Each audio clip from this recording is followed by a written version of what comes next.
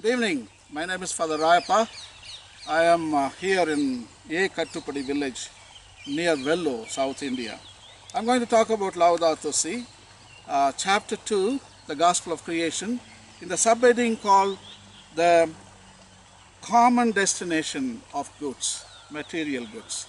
So Pope is writing 1, 2, 3 paragraphs. So I'm going to read the second paragraph, that is 94, article number 94, in which the pontiff says that there is a possibility of owning private property if it serves to others, if it has the social purpose. So the private property you can own.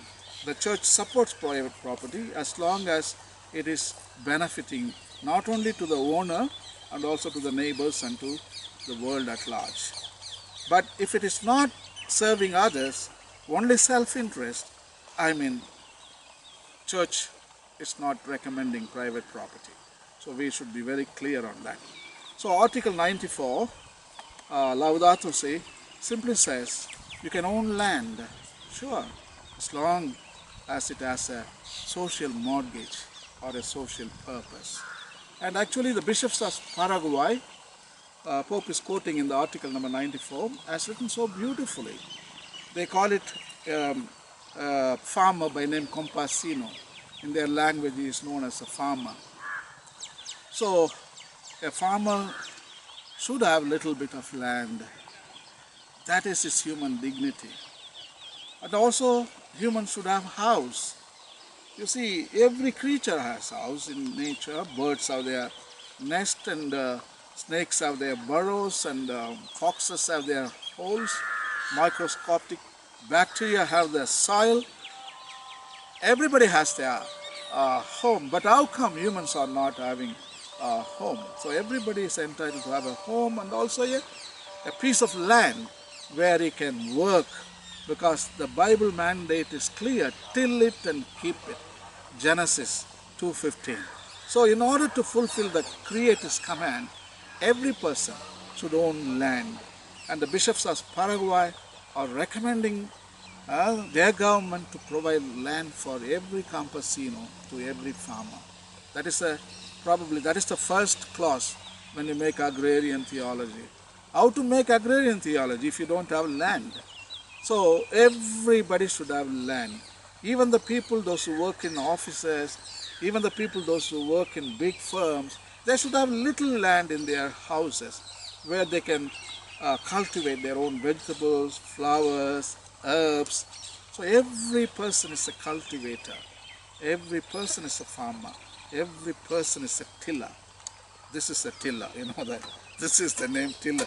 It's a biblical word, and these business people have taken the biblical word and they are appropriating this machine with tiller, and then they are making money out of it. So tiller is a biblical word. It's protected by copyright. How come these manufacturers have used this? But anyway, this is tiller. So as long as this tiller is not abusing this land, not spraying fertilizers, not spraying herbicide, this tiller is okay. Organic farming, so this tiller can be used. But anyway, land is a must for each and every citizen of the earth. And even United Nations recommends, and there are 7 billion people, United Nations says every person can have 2 hectares of land. Yes, we can give land 2 hectares. As I told you, this earth is big. It's huge enough for everyone. Okay, don't say 7 billion people, too many people, but there is a lot of land available. We are not demographically distributed. We are concentrating in one place, putting pressure on the local ecology. But we can be dispersed. There is a lot of land available, and we can live very comfortably. So I'm going to read it now. Laudato Si, article number 94. 94.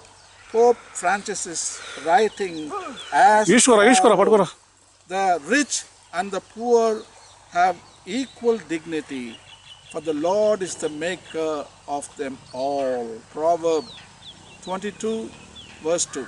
He himself made both small and great. Wisdom chapter 6 verse 7.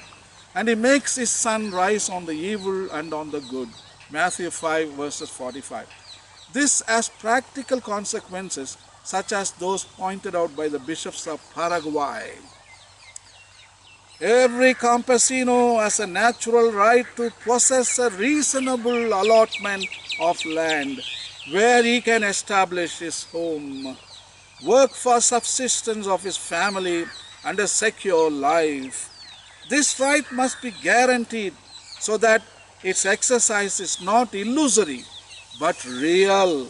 That means that apart from the ownership of property, rural people must have access to means of technical education, credit, insurance and markets.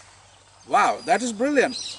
Not only owning land is very important for a campesino, for a farmer, but what about education, technical education, how to farm or credit? You don't have money, you don't have investment. So banks should give credit to the farmer and also insurance. In case the crop fails, the farmer is compensated, and at last markets. When he produces, when he has the rice and when he has the potatoes, when he has the sugar cane, it should be sold reasonably. The markets, they cheat the farmers. They buy at a bottom price and they sell it for profit. So Pope is talking about markets, reasonable markets created by the government where a farmer gets his price. He suffered, he borrowed money and he worked hard. So this is the beautiful, beautiful article from the Laudato Si, article number 94. So we need to have land, and the bishops and the leaders around the world should make sure that all the citizens, they should have at least a small piece of land where he can cultivate, and human beings should fulfill the mandate from God, and we should facilitate that option for them. And let us read article number 94 from Laudato Si. Pope Francis' encyclical on ecology and environment is talking about the private property and the universal destination of goods. Private property is justified by the Church as long as it serves the social purpose. If it serves, private property serves only individualism and self-interest, I think we are not entitled to own private property. So please read, and happy reading, and God bless and thank you.